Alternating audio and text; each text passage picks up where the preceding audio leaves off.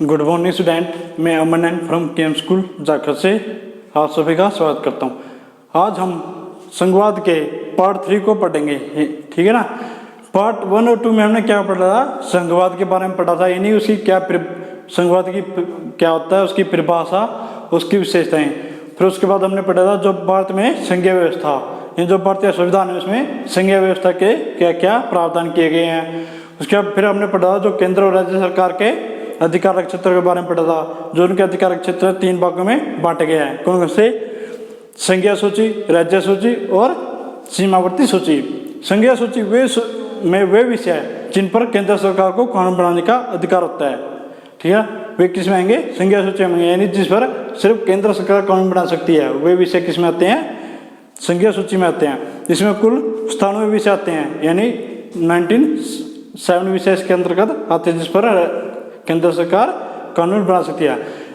इसमें प्रमुख विषय हो गए विदेशी मामले, ठीक है ना, रक्षा, मुद्रा, बैंकिंग आदि विषयों से संबंधित कानून कौन बना सकती है? केंद्र सरकार बना सकती है। उसके बाद राज्य सरकार, राज्य सूची। राज्य सूची में वे विषय जिस पर राज्य सरकार कानून बना सकती है, उसे हम किस में रखते हैं? राज्य सूची में रखते हैं। इसमें कुल 62 विषय हैं, यानी टोटल 65 विषय इसके अंतर्गत होते हैं, ठीक है ना। तो प्रमुख विषय कौन से हो गए? व्यापार, वाणिज्य, कृषि, सिंचाई, पुलिस आदि विषयों पर राज्य सरकार कानून बना सकती है। परंतु यदि किसी राज्य में राष्ट्रपति शासन लागू है, यानी किसी राज्य में राष्ट्रपति शासन लागू है, तो वहाँ पर जो कानून बनाने का अधिकार किसको मिल जाता है? केंद्र सरकार को मिल जाता है। जैसे कि आपने पीछे देखा जम्मू कश्मीर में, जो जम्मू कश्मीर है वहाँ पर क्या था? राष्ट्रपति शासन लागू था, तो वहाँ का जो जितने भी कानून बनाएंगी तो कौन बनाएगी? वो केंद्र सरकार बनाएगी। इसलिए वहाँ पर केंद्र, ठीक है ना, वहाँ पर केंद्र सरकार का शासन चलाया जब तक राष्ट्रपति शासन लागू होगा, ठीक है ना। उसके बाद है तीसरी सूची, सीमावर्ती सूची, जिसमें वे विषय जिस पर केंद्र और राज्य दोनों सरकारें कानून बना सकती हैं। मगर परंतु यदि किसी विषय या अधिकार शक्ति को लेकर, अधिकार को लेकर दोनों सरकारों में मतभेद होता है, तो जो केंद्र सरकार के द्वारा कानून बनाया गया है उसको ही मान्य माना जाएगा। जो राज्य सरकार का कानून है वो खारिज हो जाएगा, ठीक है ना। यहाँ तक इसमें कुल विषय कितने हैं? 52, यानी कि 52 विषय इसके अंतर्गत आते हैं जिसमें दोनों सरकारें कानून बना सकती हैं। जैसे कि शिक्षा, विवाह, स्वास्थ्य आदि संबंधित आदि विषयों पर राज्य और केंद्र सरकार दोनों कानून बना सकते हैं, ठीक है। यहाँ तक हमने कल पढ़ लिया था। आज हम पढ़ेंगे भारत में सत्ता का विकेंद्रीकरण।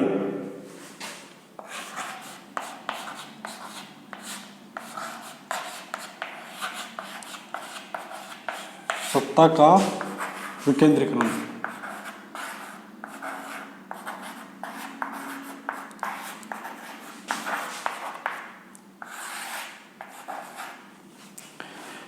जो भारत में सत्ता का विकेंद्रीकरण, सबसे पहले हम इसका अर्थ पढ़ेंगे। नहीं, सत्ता का विकेंद्रीकरण क्या होता है?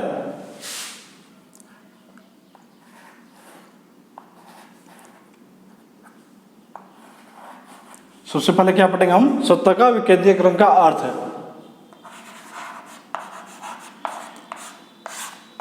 किसका? सत्ता का विकेंद्रीकरण, यानी इसका अर्थ क्या है? शासन की सत्ता का, शासन की सत्ता का, शासन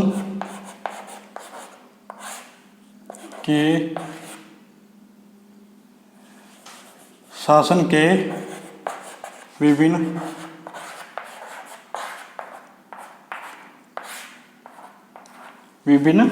अंगों या सत्रों में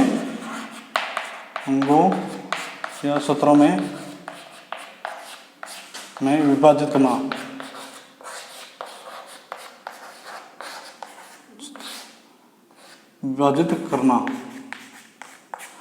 यानी इसका अर्थ क्या है कि शासन की सत्ता का, इन जो शासनिक सत्ता है उसका शासन के विभिन्न अंगों सत्रों में विभाजन करना, यानी जो शासनिक सत्ता है उसका शासन के विभिन्न सत्रों या अंगों में विभाजित करना, ठीक है ना।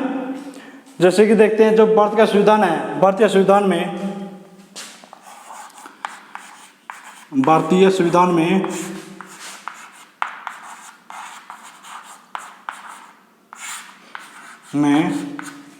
सत्ता के विकेंद्रीकरण का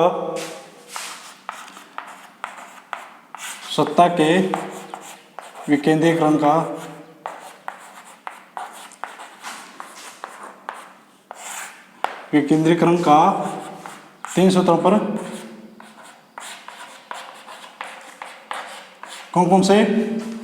पहला केंद्र सरकार,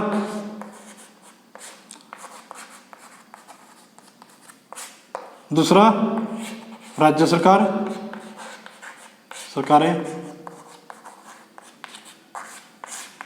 तीसरा स्थानीय सरकारें।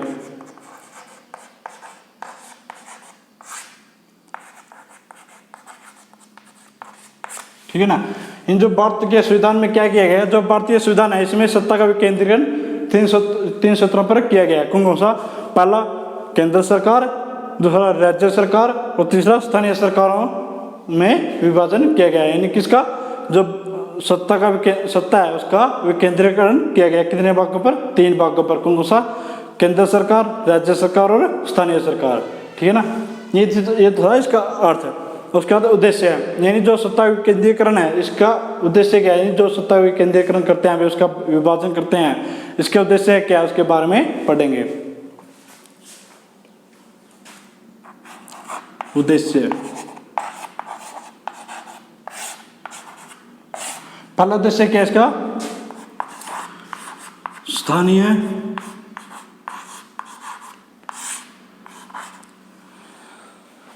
स्तर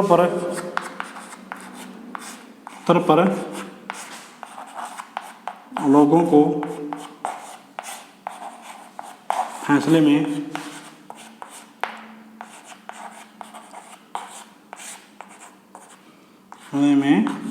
भागीदार बनाना।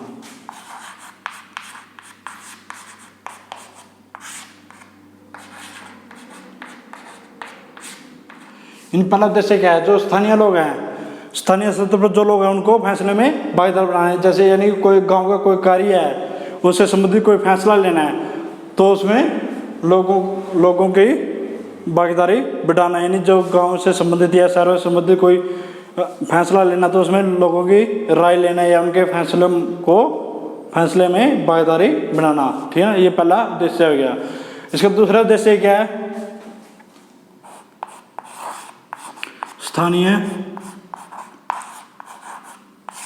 सरकारों को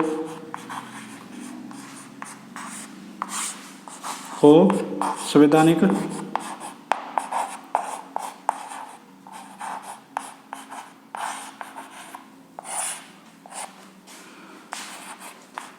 दर्जा देने से लोकतंत्र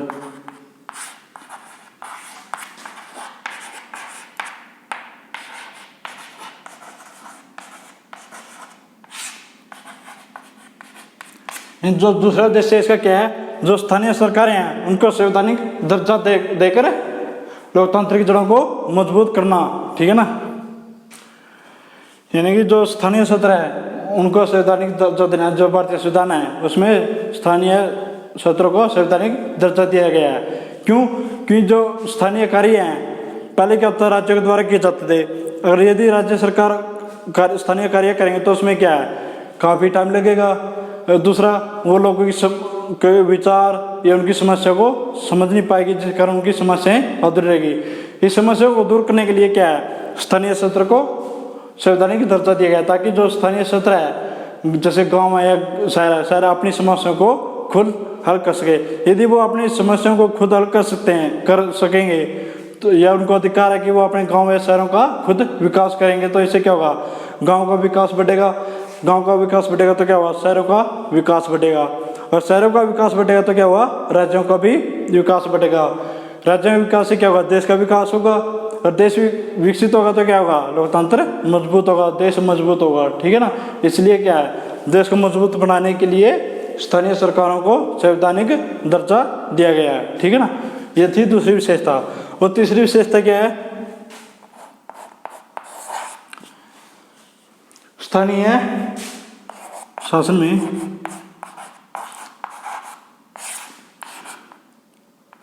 सरकारों में स्थानीय निकायों में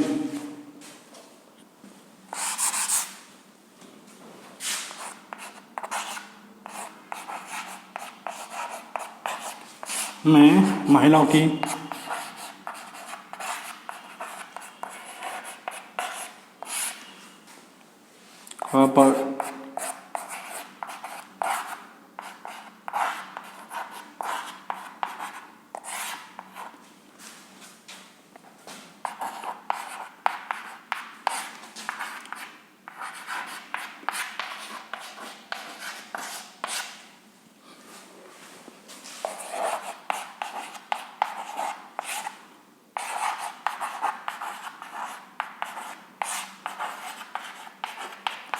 यानी जो तीसरा उद्देश्य क्या है इसका, जो स्थानीय निकाय हैं जैसे पंचायत होगी, नगर पालिकाएं होगी, इनमें महिलाओं का प्रतिनिधि बढ़ाना, यानी जो महिलाओं का प्रतिनिधित्व है उसको बढ़ाना और उनकी आवाज़ को मजबूत करना। यदि महिलाएं गांव के चुनाव लड़ेंगी या शहरों में नगर पालिका चुनाव लड़ेंगी या सरपंच बनेगी या नगर पालिका के सदस्य बनेगी तो क्या होगी, वो अपना विकास कर सकेंगी। ठीक है, तो जो महिलाओं समाज में महिलाओं की स्थिति को मजबूत कर सकेंगी।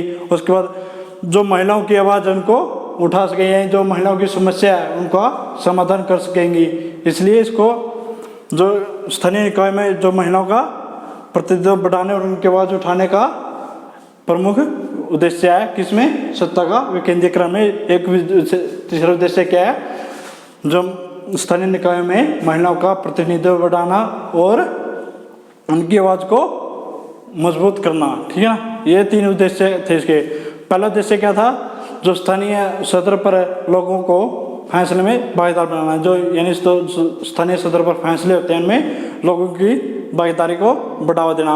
दूसरा, स्थानीय सरकार को संवैधानिक दर्जा देना ताकि वो अपने गांव या शहर का खुद विकास कर सके, जिससे कि लोकतंत्र की जड़ें मजबूत होगी। तीसरा, स्थानीय निकायों में महिलाओं की भागीदारी, प्रतिनिधित्व बढ़ाना या भागीदारी बढ़ाना या फिर उनकी आवाज़ को मजबूत करना। ये तीन उद्देश्य थे इसके, किसके, भारत में सत्ता का विकेंद्रीकरण के तीन उद्देश्य। पहला, फैसले में भागीदारी करना लोगों की।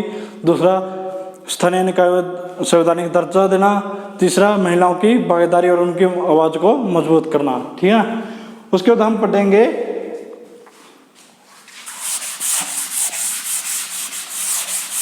जो 73वां संविधान संशोधन हुआ था उसकी विशेषताओं के बारे में।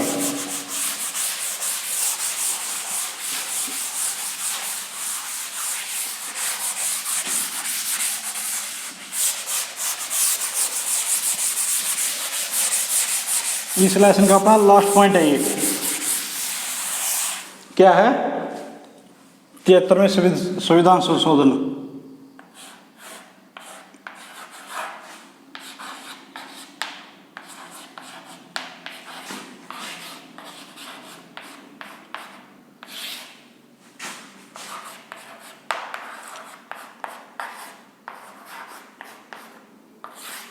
की विशेषताएं,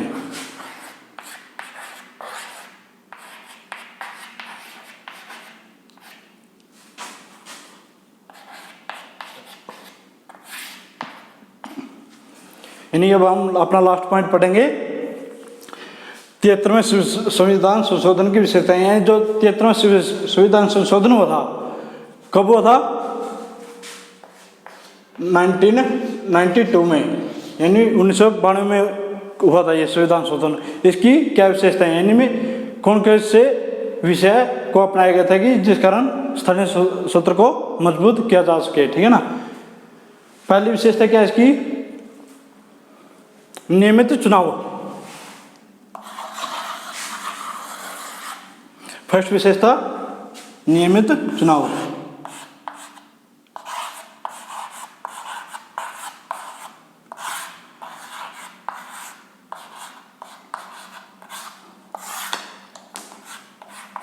ठीक है ना, 1992 से पहले क्या था, जो भारत में चुनाव, पंचायत और ये क्या नगर पालिका जो चुनाव होते थे वो क्या होते थे, नियमित समय पर नहीं होते थे। यानी जो 1992 से पहले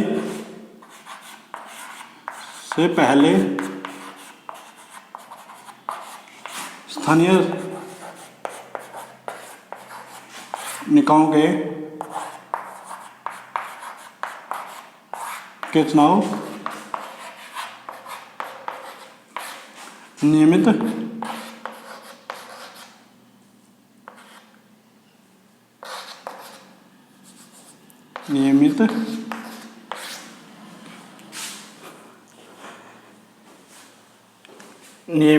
समय पर नहीं होते थे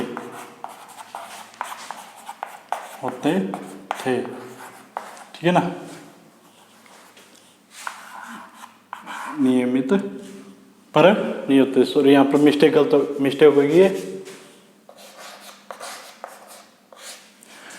यानी कि 1992 से पहले क्या थे, जो भारत में स्थानीय निकाय थे उनके चुनाव क्या होते थे, नियमित समय पर नहीं होते। यानी कि कोई निश्चित समय था कि इस समय पर चुनाव होंगे, मगर परंतु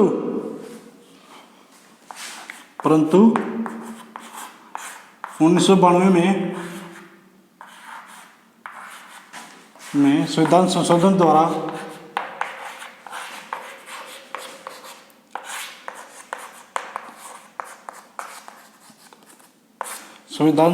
द्वारा स्थानीय निकायों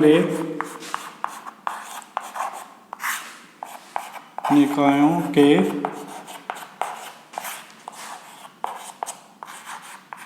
चुनाव नियमित समय पर करने का संवैधानिक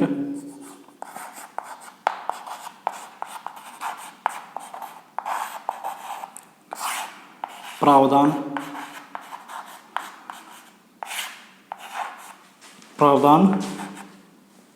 किया गया। यानी कि जो पहले इसकी पहली विशेषता क्या है, नियमित चुनाव। यानी 1992 से पहले जो स्थानीय निकाय के चुनाव होते थे, जैसे सरपंच और नगर पालिकाओं के चुनाव होते थे, वो क्या होते थे, निश्चित समय पर नहीं होते थे। मगर परंतु 1992 में संविधान संशोधन करके 1992 में संविधान संशोधन करके स्थानीय निकायों के चुनाव को नियमित समय पर करने का संवैधानिक प्रावधान किया गया है। यानी कि अब क्या होगा, जो स्थानीय निकायों के चुनाव होंगे वो निश्चित समय पर होंगे। जैसे आज हम देखते हैं गांव में जो पंचायत के चुनाव होते हैं हर 5 साल बाद होते हैं, ठीक है ना। ऐसे ही नगर पालिकाओं के चुनाव हर 5 साल बाद होते हैं। ये कब शुरू हुआ है, 1992 में, किसके द्वारा, 73वें संविधान संशोधन के द्वारा हुआ था। यानी जो स्थानीय निकाय का चुनाव है वो नियमित समय पर होंगे, ठीक है ना। पहली विशेषता ये थी। अब दूसरी विशेषता, अनुसूचित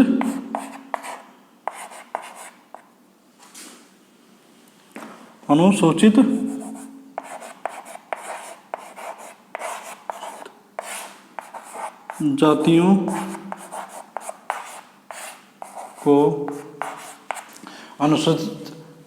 को के लिए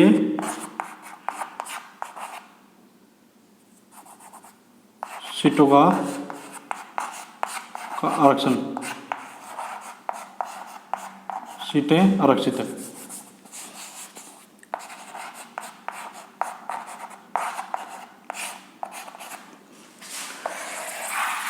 ये दूसरी विशेषता क्या है, जो अनुसूचित जातियां हैं उनके लिए जो सीटें हैं वो आरक्षित की गई थी, ठीक है ना। ये जो इसमें क्या होता है कि जो स्थानीय निकायों के सदस्य हैं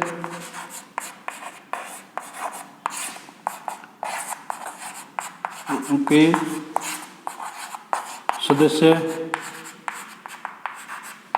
तथा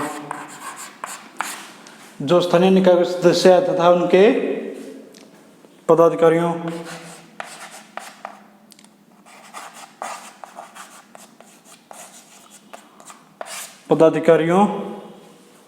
के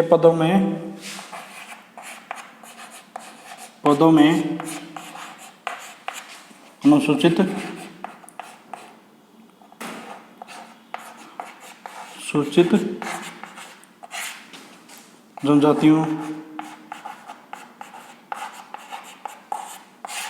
अनुसूचित जातियों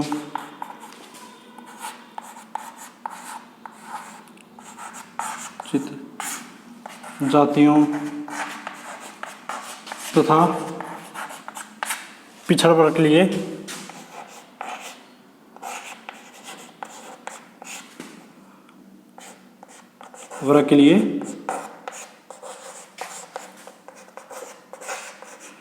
सीटें आरक्षित की गई।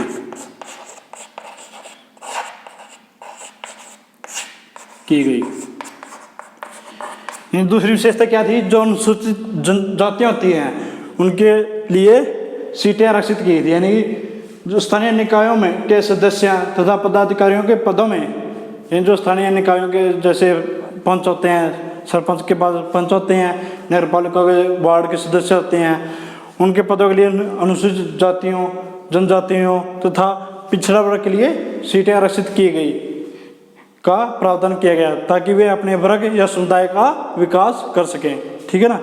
उसके बाद हम पढ़ते हैं इसकी तीसरी विशेषता है।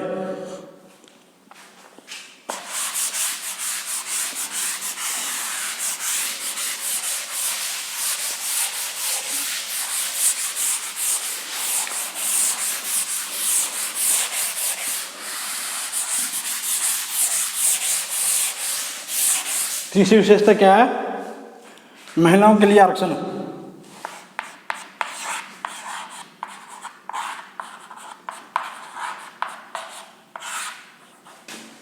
के लिए आरक्षण।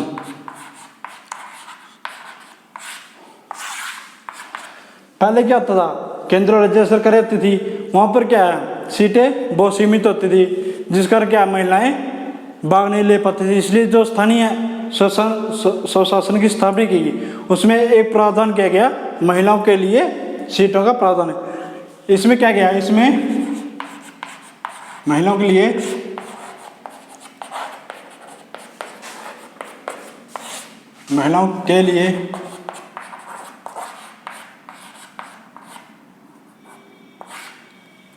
महिलाओं के लिए 1/3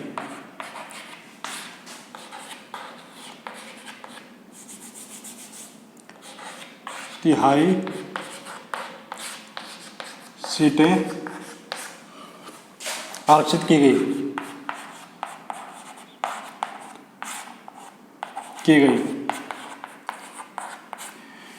यानी इसमें क्या प्रावधान किया गया? जो महिलाएं हैं उनके लिए 1/3 सीटों को आरक्षित किया गया। यानी कि जैसे किसी राज्य में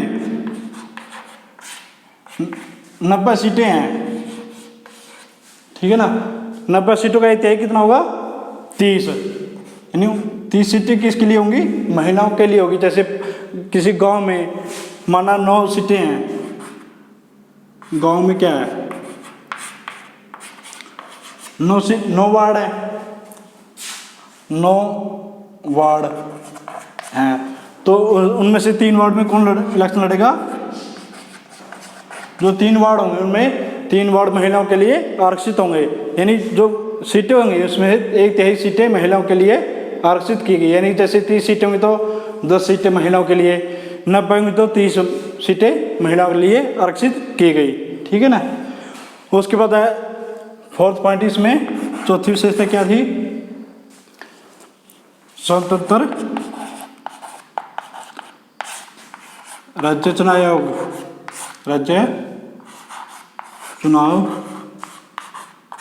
आयोग का गठन।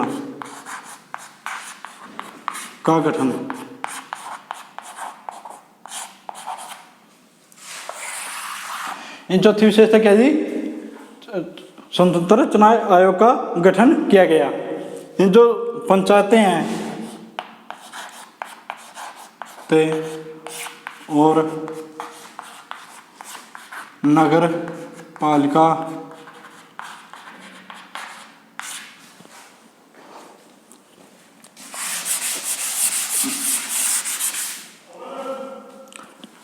नगर पालिका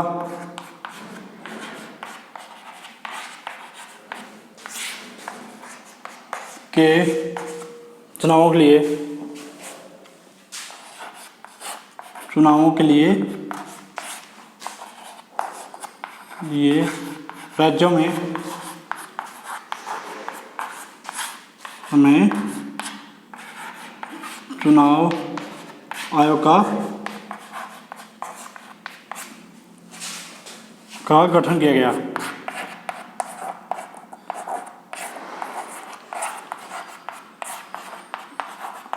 यानी जो राज्यों में पंचायत और नगर पालिका चुनाव होते हैं, इसके लिए एक चुनाव आयोग का गठन किया गया, क्योंकि ये तय समय पर इनका चुनाव करा सके। यानी जो चुनाव कराने की विधियाँ होती हैं, उनकी चुनाव कराने की तारीख का ऐलान करना, उसके जो चुनाव के बूथ हैं उनकी स्थापना करना आदि की व्यवस्था के लिए चुनाव आयोग का गठन किया गया। ठीक है ना।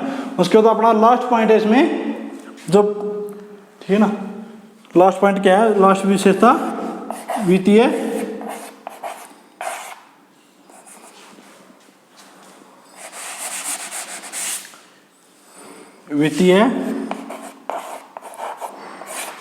स्वायत्तता।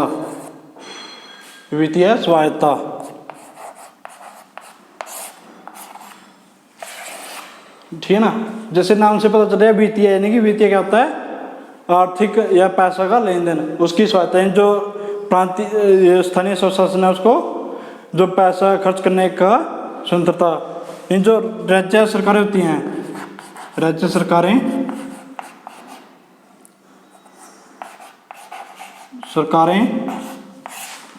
अपने